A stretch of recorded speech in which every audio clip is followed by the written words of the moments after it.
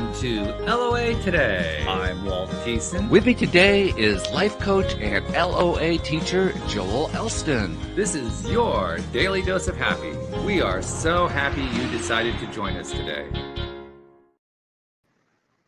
And Joel, I actually get to start off today with a report of some good news.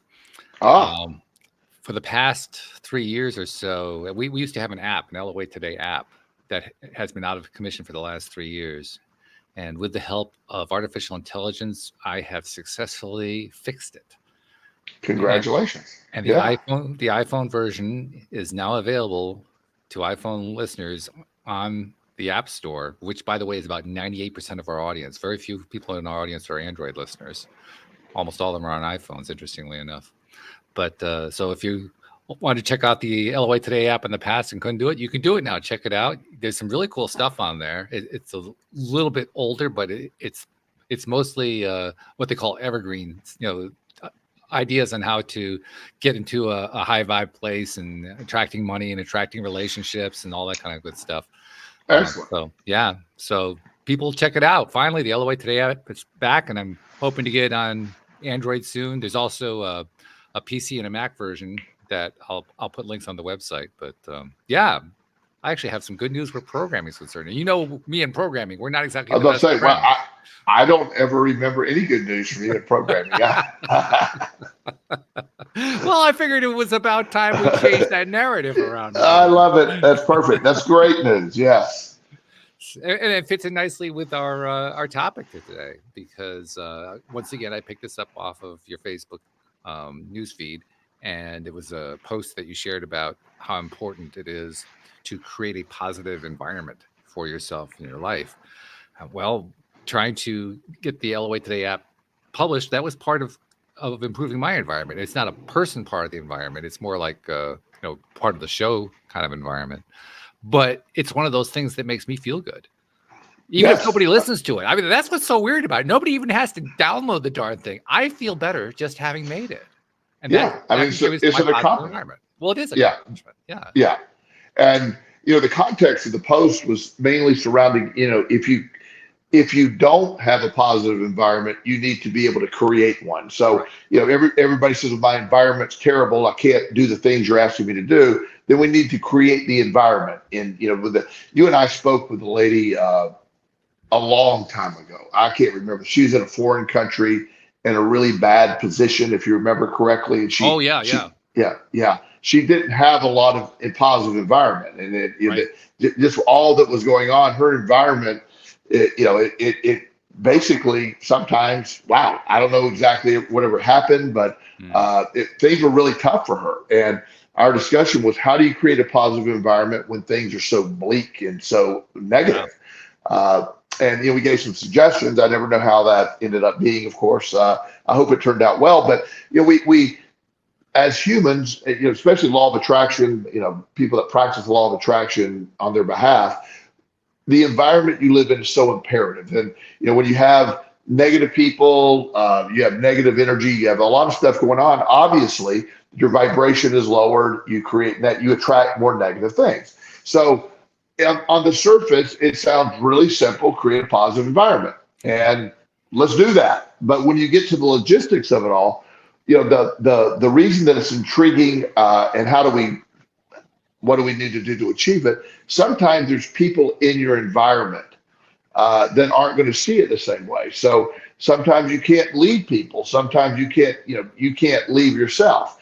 So figuring out ways within that to either combat the negative, and again, you're really not combating negative, you're increasing positivity. But the everything from how you wake up to how your inner dialogue, all those things lead to a positive environment. And so much of it is a perspective that perspective dictates everything, as we say every week, and your environment is perspective based as well. So you can, if you're griping about the home you live in or the people in your home and all that stuff, then your emphasis or your thought process is on the negative. So we tend to create that. But what I like to do, the house I lived in, I've lived in here since 2012. It's nothing wrong with the house. It's a fine house, good neighborhood. But I've been here in my mind, I've never been anywhere 12 years in my life. That's a long time to be somewhere. So there's times I'm like, yeah, this is where I want to be. I've been looking at maybe moving to a townhome on the other side of town, various things. But I need to remind myself that this house has accomplished a lot for me. It's accomplished the mission. The house itself has had very little problems with it. Again, the safest neighborhood maybe in America. Nothing happens here. Nothing. Wow. It's a really nice, incredible neighbor. Some of my best friends now are neighbors that we just grown together over the years. So I look to that. So my environment is generally pretty positive because I look at what's right, not what's wrong with the place. I look at what's right with the place. That is a piece of this. If you're able to do it, that is a piece of it. It's funny too, because there's also a yin and yang piece to it, because if you're in a good vibrational space, you're going to attract a neighborhood like that. It's going to find you. And that's going to be true with a lot of things that have to do with our environment. Well, it happened today to me. I was hiring for the gardening service, and I hired a new gardener today. It was the shortest interview I've done. And it was actually such a short interview that it made me uncomfortable. Wow. Because I knew within like the first 10 seconds that I should hire this woman. Part of the reason I knew it is because she's into law of attraction. She completely buys into the kind of spiritual beliefs we talk about. We had instant rapport. Wow. And you know how you get that feeling about somebody? It's just like it's a perfect vibration inside. You just feel it. It feels good. Everything feels good about it. And it felt so good that I actually said to her, I shouldn't say this to you, but you're hired, but I want to spend the next 10 minutes interviewing you because I feel like I should. Yeah. Well, but your instincts, and when you're in the right direction, trying to raise your energy, your sort of your environment, sometimes just your personal environment, you and within yourself, but the environments that you go to, where you go to work. Before I went into private practice, as you remember where we met, I was working at a treatment center. Right. And while there was a lot right with the treatment center, there was a lot of negativity. There was a lot of the owner of the facility was very, at times, could be very aggressive and rageful. Not really necessary toward me, but to others. And the environment was considered pretty toxic. And I worked really hard to raise the environment for my colleagues, but yet I still had to deal with that. So when I went into private practice, I'm in charge of my environment. I'm in charge of how I see it. So the office I moved to at that time, I got my salt lamp, I got my stuff, the stuff that I like, and I created my environment. And then I moved to another office, which is even a better, nicer location.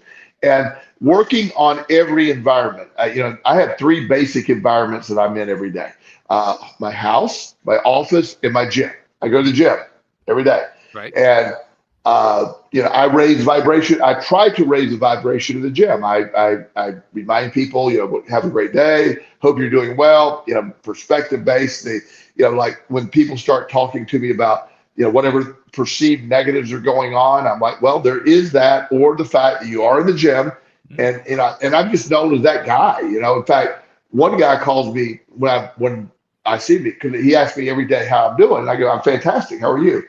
And he goes, I'm not fantastic, but I'm pretty good. So his automatic response, he just says, hey, fantastic, how are you? And I go, fantastic.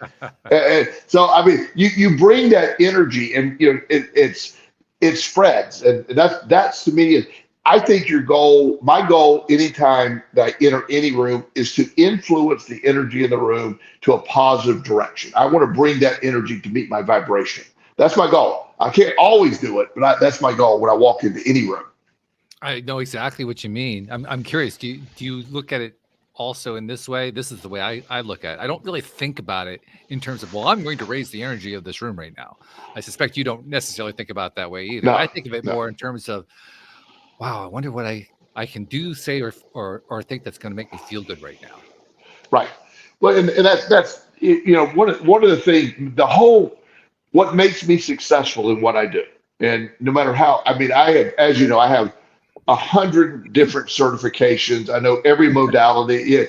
All that. I mean, there's nobody that has more, stuff like that than where. I often thought that you should get a second website just so you can put up the credentials. That's just my opinion. Yeah, I just list the top 20 of them, whatever they are. You know what I'm saying? So, but the thing that I love most is all that stuff that I know is helpful for, and I do have different strategies for clients, but when a client sits in front of me, I want them to feel my positivity. I want them to feel that. I want them to say when that session's over, I mean, that was good, that energy. I want them to feel raised. So I have a concerted effort to, just bring that energy. It's a tangible thing. So while I don't literally go, I'm raising the energy of the room as we speak. I'm not saying that, but I actually feel like I'm trying to project that energy to the person sitting across from me. And that is the reason that I am so much more in favor of doing in-person sessions than virtual sessions. Yeah. I mean, because you're going to feel it. Yes. That's the beauty of being in person. That kind of energy is palpable.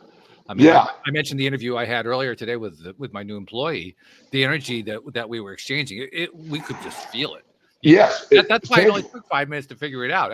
I knew this is it's like I had a little message inside me saying, "What are you waiting for? Hire her. Stop wasting time on it." That's the way it felt.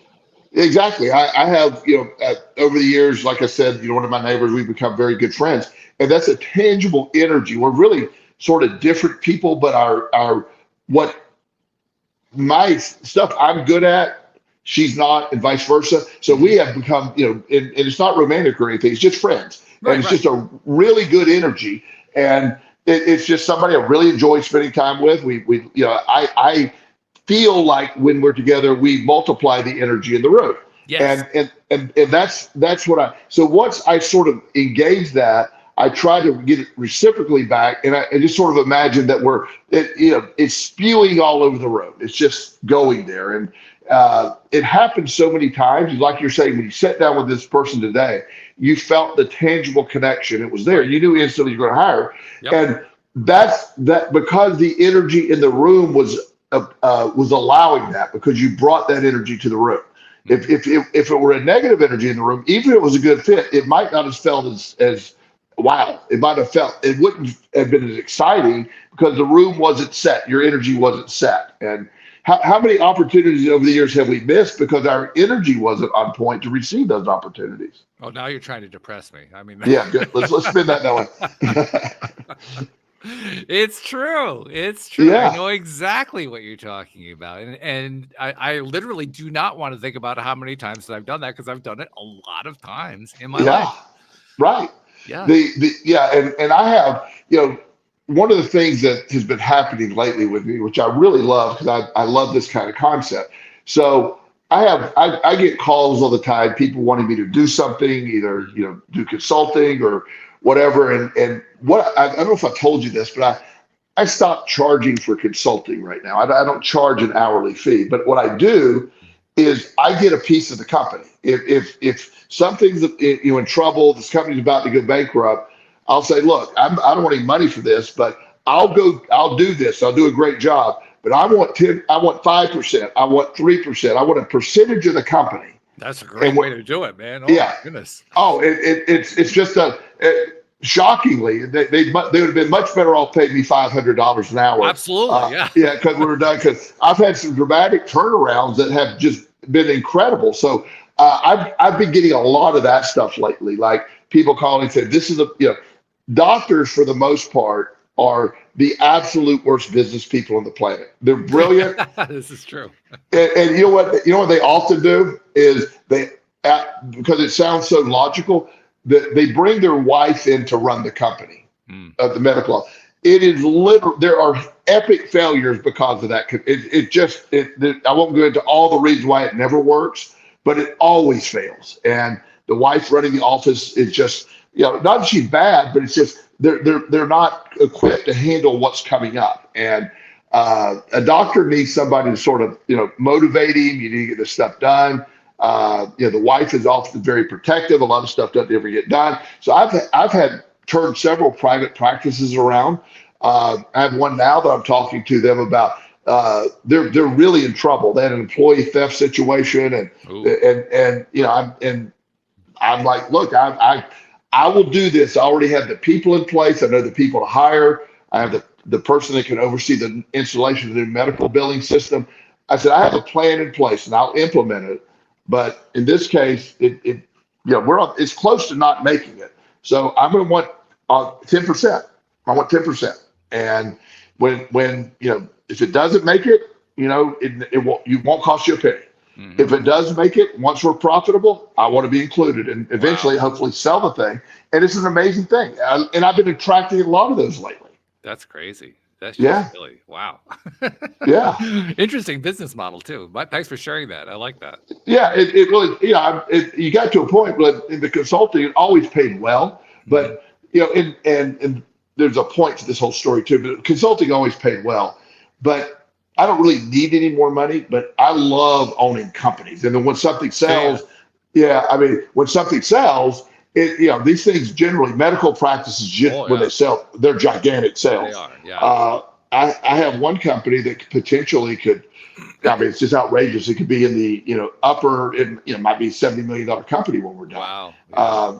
And so I love that. But one of the things when I make that transition, one of the first things I do when I get into any position of doing that, and the first change I make is we got to raise the energy. We got to raise the positivity, because most of the time they're in a really, really down state. So that the biggest thing is we got to change the whole perspective and how we're looking at it. And once I come in to do my rah-rah stuff and sell them on that, and there's always people that think I'm an idiot, and he thinks he's going to change us and all that. And as you know, I'm always concerned what people think. So yeah, of course, top priority for you. yeah. So but what happens then on the other side when it's successful, it's like, oh my gosh, these things work. Yeah. So, but the fundamental first thing I do when I take over one of these things is I work on exactly what we're talking about, creating a positive environment within the structure that already exists. It almost always is a negative environment when I arrive. It makes sense. And you mentioned a wife running the practice. I'm going to hazard a guess that the same thing can often be true if it's a hospital running the practice. And the reason I'll say that is just because I've encountered practices that were run by hospitals that had horrible ratings in Google and all the other places that do ratings out there. And it was because the damn hospital didn't know how to run a practice, which is mind-boggling. I mean, that's the business that they're in, but they don't know what you're talking about. They don't understand vibration. They don't understand positive atmosphere. All they understand is bean counting. And so they try to run it like a bean counter. If one of the first things I do, especially in a medical practice, because the biggest complaint universally in medical practices is the wait. I don't want to wait. They overbook, and you might sit in a doctor's office for 2 hours waiting to be seen. Yeah. That's not acceptable. If you make an appointment in my private practice to see me at 3:00 tomorrow, at 3:00 you're going to be sitting down in my office. I promise you. If there was some emergency, I would step out into the lobby and tell you, I'm running a few minutes late. I have an emergency, but I will be right with you. At 3:00, there is never waiting. So one of the first things I do is we work on that. I get the doctors to speed it up. I get the doctors to do the things we want to do. One of your things, instead of scheduling 6 patients in an hour that a doctor's got to stop in and see, I cut it to 3, 20 minutes. And also the ability to have a backup nurse practitioner if something happens to get them all scheduled. I have a system that I don't want anybody to be sitting there, not in the room, out in the lobby, should not be out there. And their appointment time's at 3. By 3:10, they need to be in their waiting room, period. I love that. And those changes change the practice. The bureaucracy of the hospital is never any bureaucracy. I've worked in this settings for years. Hospitals have, next to the government, which is by far the king of terrible bureaucracy, hospitals are right behind them. They have so many irrelevant, redundant protocols that it's just absurd. And so when they try to run a practice, it's just ridiculous what they try to put in place. So my point is not to bash hospitals, not to bash that. I want to come in and change that environment, and that is the employees feel it, morale goes up, everybody gets on board, and these things turn around pretty quickly when you do that. I believe that, and it makes total sense to me. It's one of the things. not just we're not we could apply this across the board to almost any business. Sure. It's one of the things that are really missing from a lot of businesses, many of them successful. Yeah. A lot of businesses are missing the basics of answer the phone, do things on time, keep your word, just basic stuff that, if they were talking to a business owner from 50 years ago, and the business owner from 50 years ago would have said, yeah, what's the issue? That's the way we always do things, but that's not the way it's done. The 50-year-old the businessman from 50 years ago would look at today and say, how do they stay in business? And that's the thing when when you look at, again, I'm talking medical stuff, but it's across the board. You got to remember, I call when I'm referring this, when I'm working in these practices, of course, doctors will always refer to them as, there are patients, and they are, but I refer to them as customers. For the sake of not to the customer, not to the patient, but these are people that pay our salaries. They're coming here. They have insurance. We're going to bill them. We treat them with incredible respect. We call them back. These are people that make our money. They're not this separate entity that we're doing them a favor to see them. We exist, and changing the perspective of that. And so I refer to them in business meetings in a practice as customers. They're your customers. We will never call them that, but I want to make it understand your $300,000 a year salary I want to pay that doctor is paid by those people in the lobby. They need to be treated like that. Yeah. And it is a different mindset. It's a mindset that changes the word patient, because for most medical people, a patient is a client who is consulting with you for a medical reason. But there's also the secondary meaning that you can look up in the dictionary. Patient means to be patient with somebody. And asking your patient to be patient is really a dumb thing to do. And when people feel heard, when they feel heard, understood, their experience already is raised. You say please, you say thank you, and we appreciate you. Come back and follow up. All those things. I believe in all of that stuff. It sounds so remedial, but these things change in any business. It changes everything. And in the book Atomic Habits, the guy is talking about. I'm a big fan of Atomic Habits, by the way. We did a show on that one, by the way. Yes, fantastic. And so he's talking about the English bicycle team, which was a horrible. Nobody wanted to associate with these people. They were absolutely wacky, never won, terrible program. So this new coach comes in and he makes these fundamental changes that we're talking about, these basic, minute little changes. Everything from compression shorts to the heat, none of them at all were tangibly assertive. They didn't make a big difference, but added together, they became the most successful cycling team in the history of the sport for multiple years. They still may be. I don't follow it, but in the book it goes to 2018, and it was done by that. So I use that theory when I go in and do that. Let's increment what matters the most. I ask. I have questionnaires. When I take over, I'll ask them to give to the customers or the patient.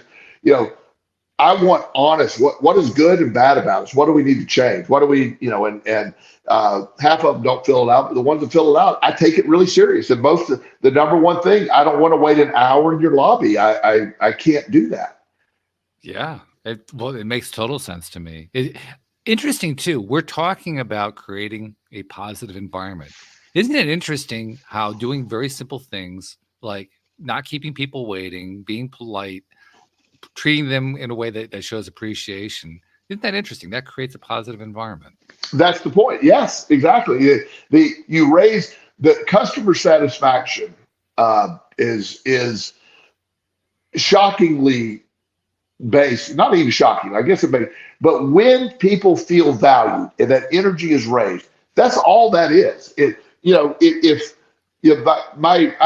a Lexus, and one thing that Lexus is phenomenal with at their service, they are incredible. They keep me informed step by step. If my car needs something, they'll come pick it up, bring me a loaner. They do amazing service.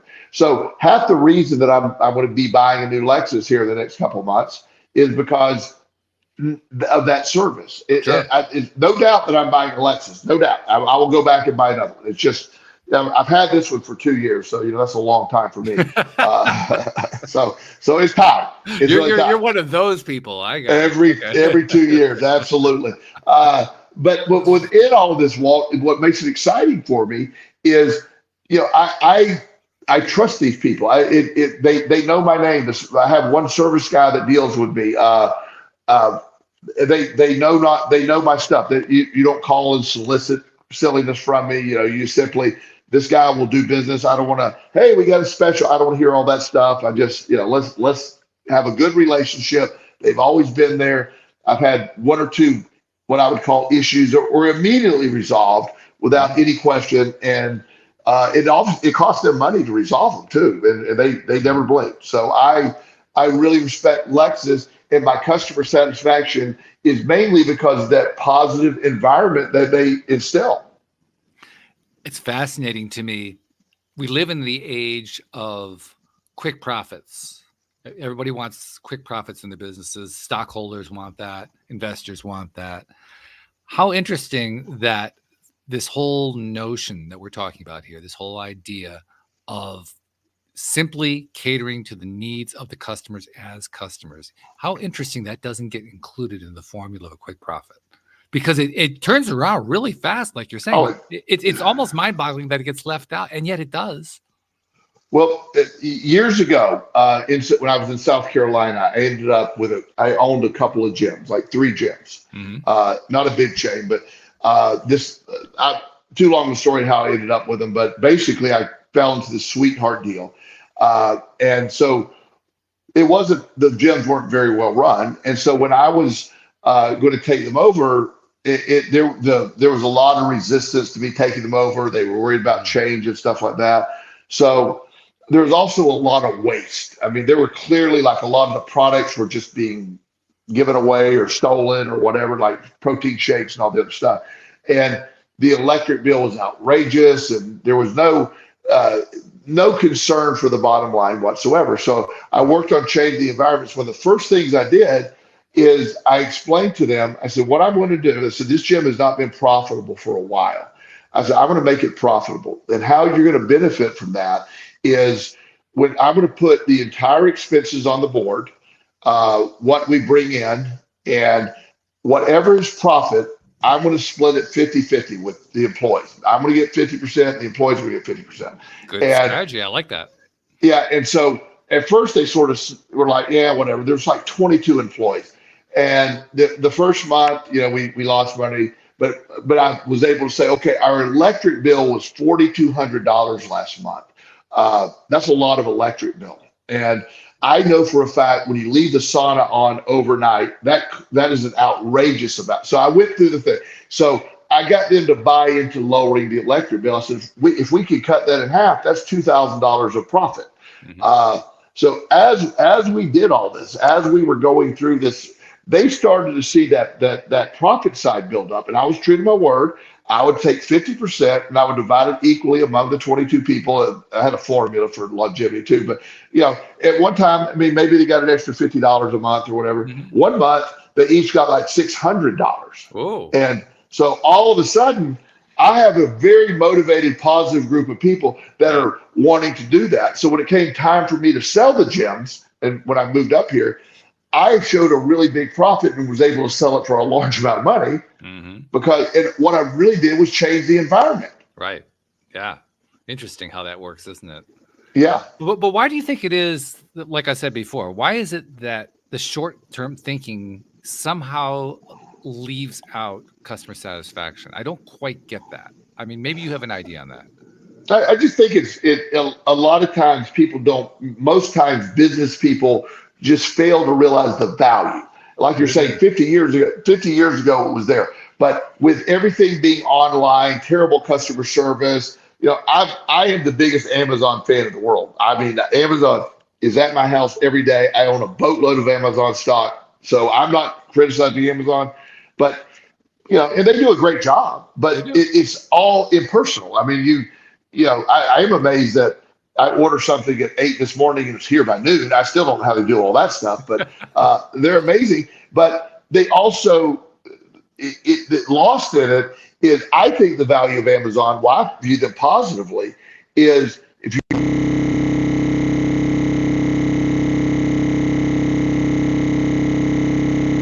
Oh dear.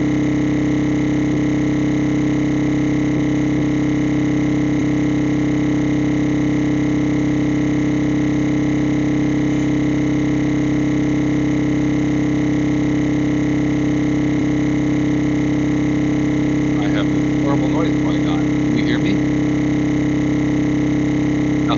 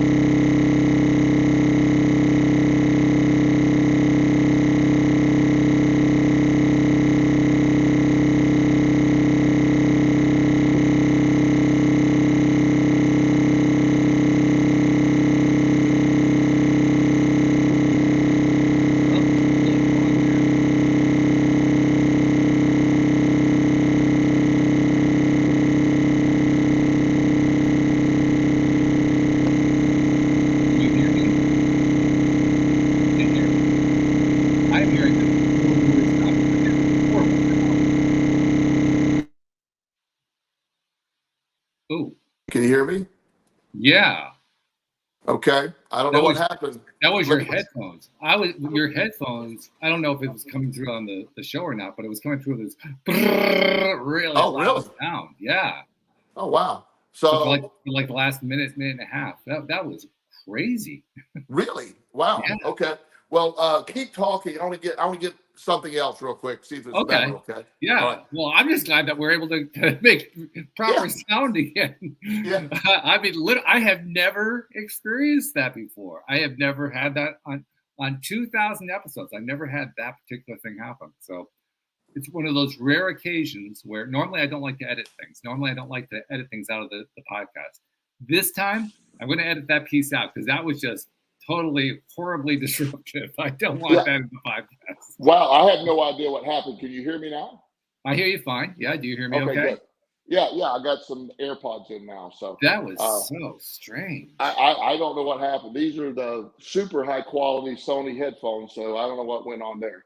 I don't know. Well, whatever. Anyway. The main thing is we're back. So Okay, well, I was just rambling on, but sort of circling back to you'll figure out how to piece all this together in the edit. But as I was just pointing out, the changing the incrementals, changing your perspective, changing people's perspective of everything, creating positive environments.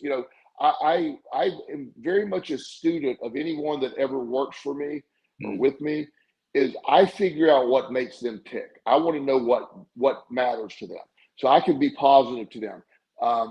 Years ago, I went to work for this company, and I was going to be a director of the company. And one of the ladies there was necessary. She had all the information, but for some reason, she didn't like me at first. And I don't know why. Maybe just whatever she thought didn't matter.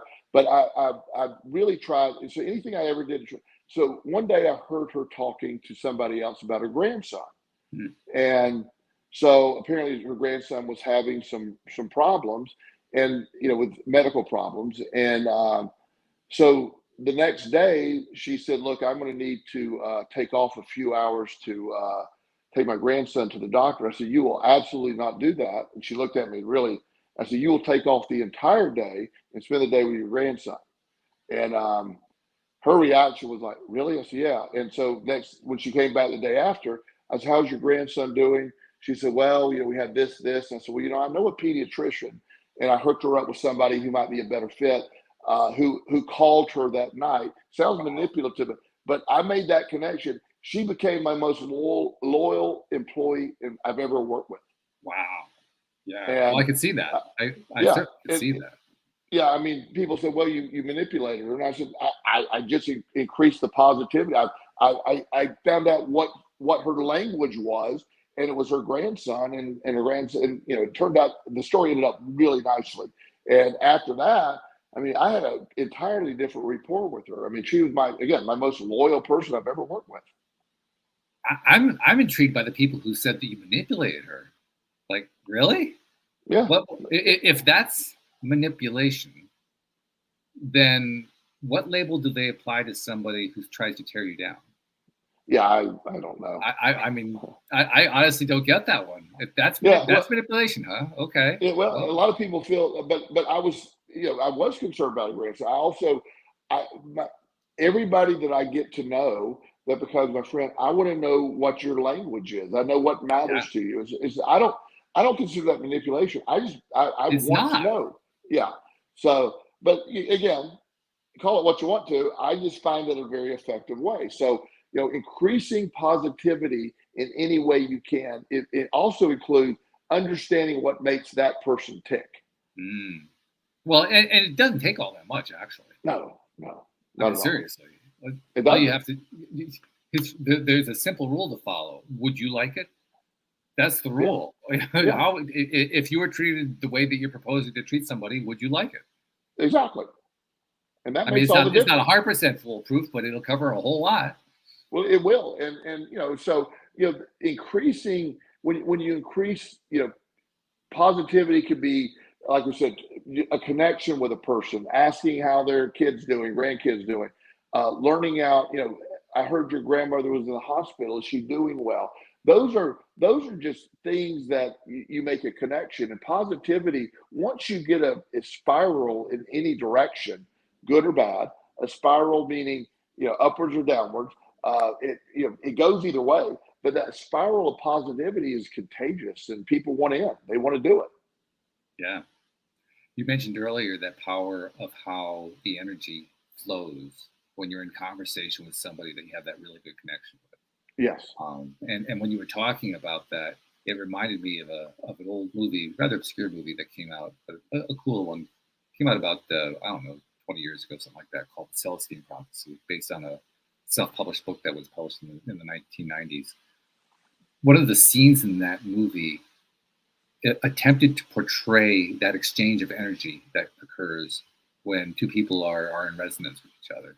Mm-hmm. And in the context of the story, they were also describing the amplifying effect, that when one person feeds energy to the other person and the other person feeds it back, it amplifies the amount of energy. And they're visually showing that with some CGI, which was kind of cool to see. It was fun to see that. It's even more interesting when you do it with somebody consciously. I don't know if you've ever tried it this way, but literally saying to somebody else, let's see if we can amplify each other's energy. I've never actually said it. Yeah. Try that sometime. It's really, it actually amplifies more because you're both into it so much. Right. And if you can find the right person to do that with, my God, I mean, the room practically is on fire. Well, one of the things for me is you and I've always enjoyed a similar sense of humor. Yes. And we can pretty much laugh about anything. This is true. A lot of stuff doesn't make it on air, thank God.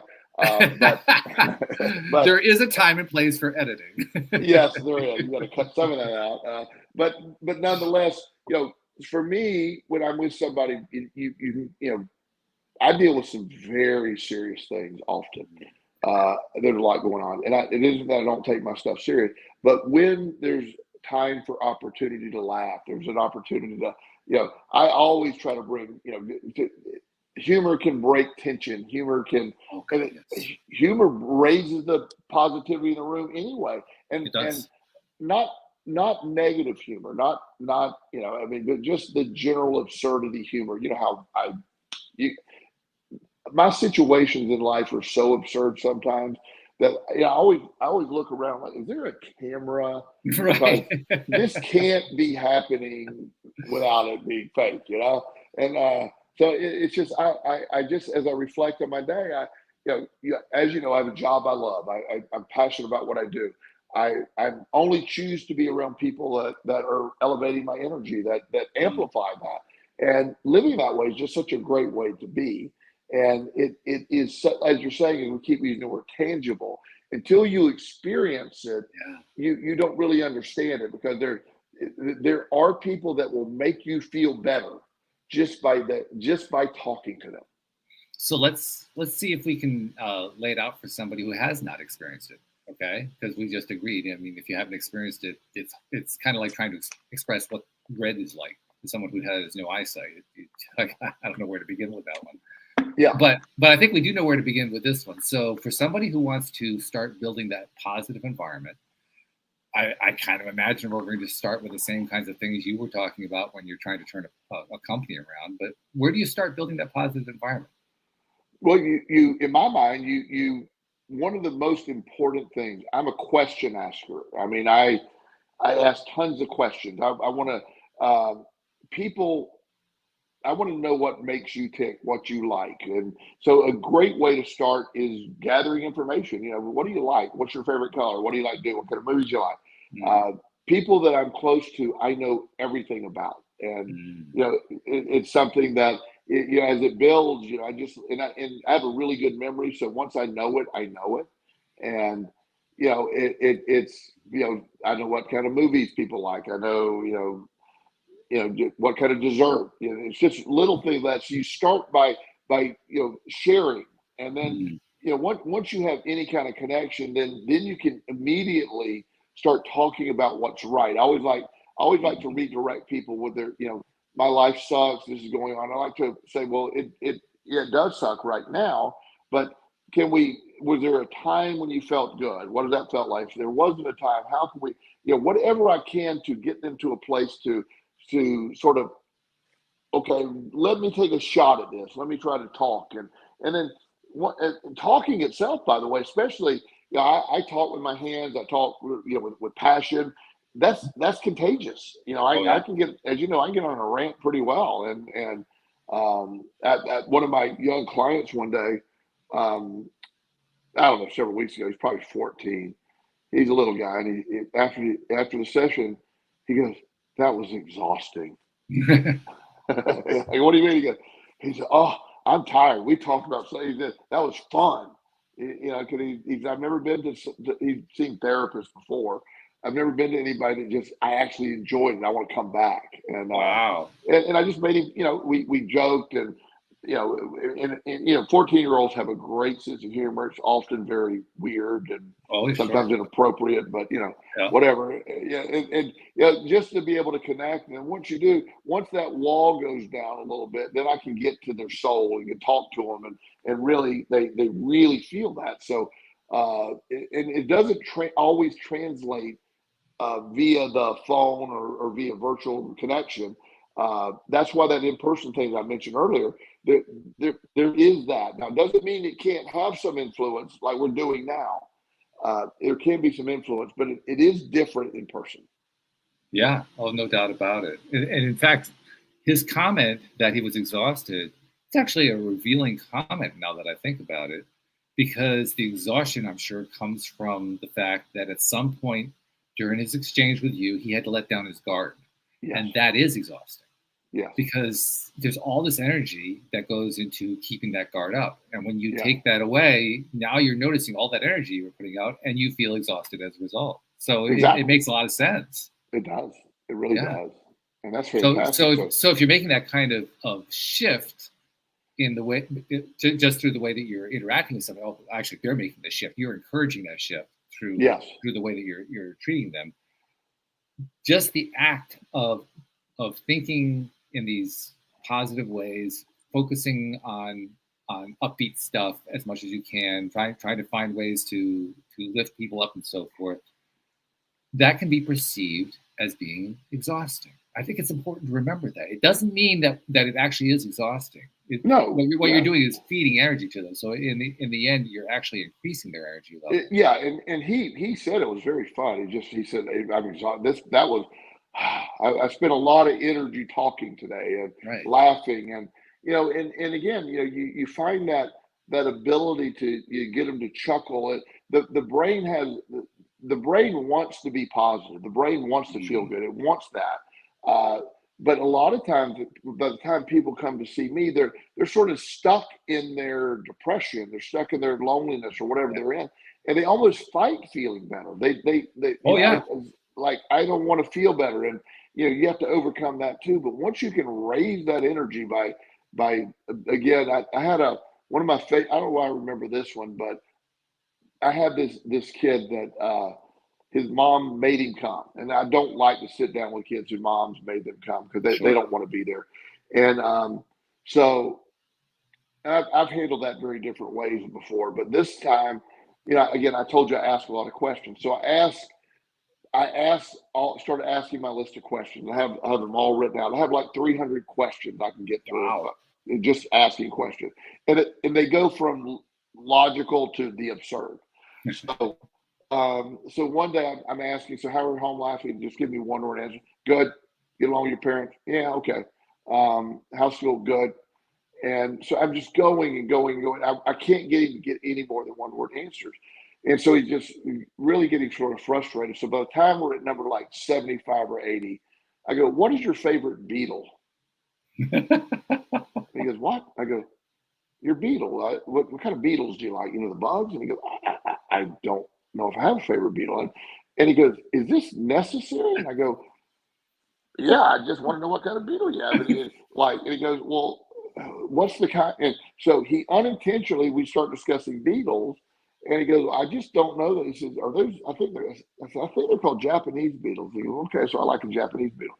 And he didn't realize it was that moment he started talking to me. And we didn't talk about much. And then once we got there, now his guard is let down. Right. And I got him to talk about, his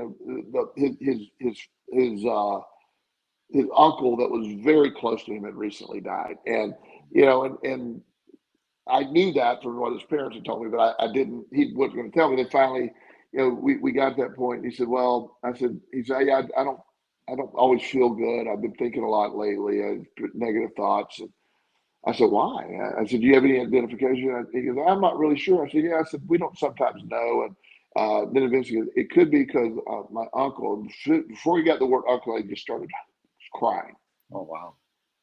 And then we got to the good part. We was able to do it. And it became I saw him several sessions, always fun, great stuff. I probably saw him, 7 or 8 times. I haven't seen him in years, but that one sticks in my mind because I just was going to find something to get that thing going. Of all things, it was the beetle question. I have, do you like chunky soup, regular soup? Do you like peanut butter with chunky peanut butter? I have ridiculous questions, and it's intended to either piss them off or they say something or whatever. Right. But I just keep going. I can spend an entire hour asking questions. I appreciate that. My father would appreciate that. I've often been complimented as the host of the show for my ability to ask questions and come up with interesting questions for conversation. And I attribute all that to my dad because my dad was the ultimate questioner. I don't know that he actually had a written list, but he probably could have rattled off 300 easily. Yeah, I can see him doing that. Yeah. I usually never get past 100, but if I do, I'll keep going. Yeah, are there questions out there that have never been used? There must be, I would say. Oh yeah. I looked at the list the other day, and some of the other, chipmunk or squirrel. That's the question. You know what's funny about that is if you had asked me that when I lived in Virginia, because when we first met, I lived in Virginia about 2 hours from you. And if you'd asked me then, I would have said chipmunk. Yeah. And the reason was there were no chipmunks in the area. Yeah. There are tons of them around here. So here I'd probably say squirrel. Yeah. Yeah. And the beautiful thing, Walt, there is no right answer. Of course, whatever, yeah. But it's just, but again, engagement and finding out, just people. I tend to believe most people, for the most part, want to feel good. I believe a lot of people have been burned so many times. A lot of people have been, so they're more protective. And when you can get to that place where they can feel that positive, that the environment, I encourage people to how do you create your home environment that's positive? I work with a young man right now that has a very unhealthy home life. He's only 17. He can't leave. And, he's not being abused, but it's just not positive. And so he's made his room a very positive place. He has this, Wow. and he's really done that. And he said, I can't greatly affect the whole house, but I can certainly make my room a positive place. And Yeah. what he did, he told his mom, who came in one night, yelling about something. Those were his words. He said, Mom, look, I'm trying really hard. I can't make you stop, but can we not do that in this room? Can you go out in the hallway? If you're going to yell at me, can you yell at me in the hallway? Because I don't want to mess up and she goes, I don't want to affect you. I don't want to yell at you at all. I didn't realize I was doing that. And it actually it changed the whole, because she never heard it put that way. It's like, it's like, if you're going to yell, let's just get out of my room, so I don't want to mess up this in and it changed the dynamic. That one thing he did changed the whole house. That is really a great story. It's a great example. I mean, there's a situation where, by rights, by every measure anybody could have known, there was nothing he could do to change that house's energy, but he changed the energy in his room, and he ended up changing the energy of the house. Yeah, and it changed. I mean, that's the beautiful thing, that your energy is contagious, and you're in control of your energy. Your perspective dictates that, and and I'm not saying when you're in control, I'm not saying this isn't work. You got to work at it. Oh, right? God, yes. Yeah. It takes a lot of practice. Let's be honest. I tell people all the time. People assume that, well, Joel, you're always positive. You never have negative thoughts. That's not at all accurate. I'm human. I have negative thoughts. I have a friend. This is something that really was valuable to me. This happened on Easter. So I'll frame the story pretty well.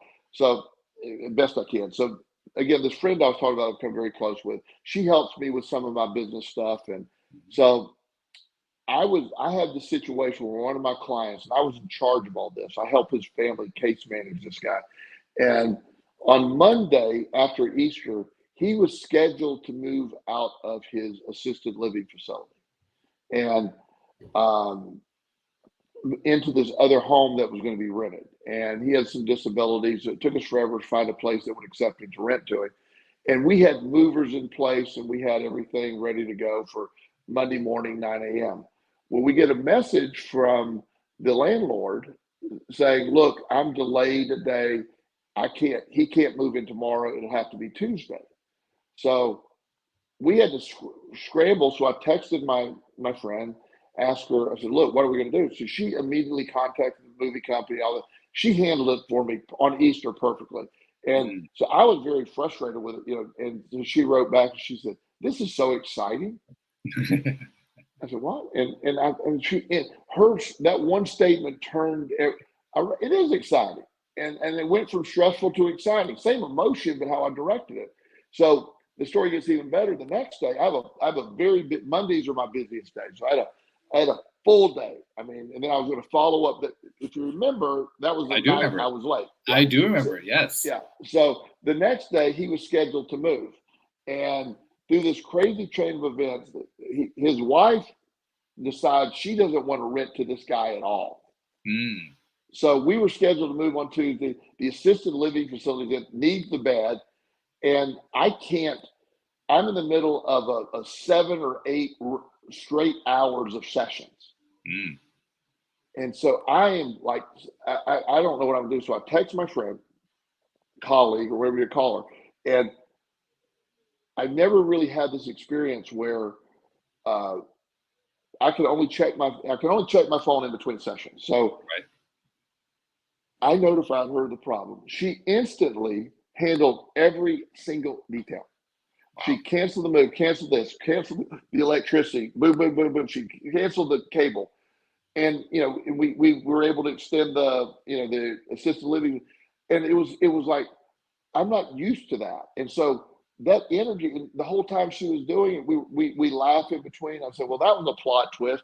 It was very stressful, but it wasn't, because we kept the energy positive. It was so cool that even in that, if she weren't involved, that would have been I would have probably had to cancel sessions that day just because I got to deal with it. And I didn't. It was by the time we were done, we got through the Monday, and it was hilarious, and it turned out to be. So having the energy, whether it's in my business, the people that I work with, the people that assist me, those people, when I'm not able to bring my positivity, they've learned to bring theirs, and we raise that energy together. I love that story on a number of different fronts, not the least of which is because that story illustrates how the same energy can be perceived in two different ways, and how you choose to perceive it dictates what your experience with it is going to be. She chose to see it as exciting. And not only did she see it as exciting, but when she said, "This is so exciting," it instantly changed my view from stressful to exciting. Right. Because I laughed. I go, "She's right. This is exciting." Because it is like a really bad plot twist in the middle of Easter afternoon, Yeah. And then the following day was even worse, but we handled it really well. And so we did it with laughter. We did it with humor. It changed my perception of the whole event. It wasn't a bad day after all. I'll finish with a little tidbit story to tack onto that. It's kind of a way of saying yes, and here's another way of saying the same thing. I started today's episode by announcing that the LOA Today app was back for the first time in years, at least on the iPhone side. And there's a little story that goes with that, because up until the day when I had my breakthrough, by the way, the app itself had been fixed. It has been fixed for about a month. The hard part was getting it published. And the reason it was hard was because there's all these little pieces of software that are involved that you have to have lined up in order to make the final publishing move happen. And they weren't lining up. Right. And every single day that I'd go at it, and I was getting help from AI about it, everything was just going against me. It was just failing. The day that it worked, that day, for whatever reason, I don't remember why, for whatever reason, I decided today was going to be a good day. Not it was going to be fixed, but it was going to be a good day. This was going to be a fun day. There was going to be something fun about it. And do you know that thing worked first try that day? Wow. First try. Yeah. You raise that energy. Yes. Yeah. Now, here's an interesting poser for you. If I hadn't raised my energy, would I have defeated that thing? I wouldn't rule it out. Yeah. I wouldn't rule it out. What you bring to the table, your perspective of a good day and bad day changes the day itself. It literally does. So, semi-funny story. Last week, I was Broad Street in Richmond. I have to cut over to Monument Avenue to get to my office. So I normally go sort of the main thoroughfare. So I said, I'm going to cut through this residential area. Okay. So I'm driving. I don't know if you saw the post with the police car behind me. I did. Yeah. So, so I'm driving. I'm in the city of Richmond. 35 is the standard speed limit unless it's posted. Well, I didn't see the 25-mile-an-hour speed limit. On top of that, I was also doing 39. So, so this officer pulled me over, and I'm having a really good day. I'm bringing and I have to admit, I have been pulled over more than once. Occasionally, I never get a ticket. Well, this time, having a good day. He's not laughing at my jokes. So I'm like, oh boy, I'm getting a ticket. And I still didn't care, but I really wanted him to laugh at my jokes, and he wouldn't laugh at my jokes. So he's sitting back in his car, clearly writing the ticket. And the whole point of my day was, I don't know, the ticket's $150, whatever it's going to be, it doesn't matter. If you care less about that. The only complaint I had, he never laughed at my jokes.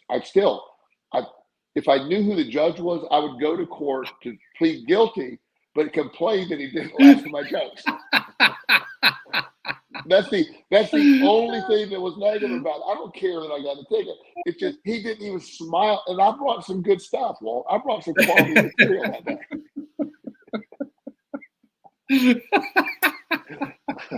Which, by the way, is not going to be the typical reaction that most people have when they're pulled over. But that was the Joel Olson reaction. Yeah, everybody says, "Oh, you got a ticket." I go, "Yeah, Kevin's got a ticket, but he wouldn't laugh at my jokes."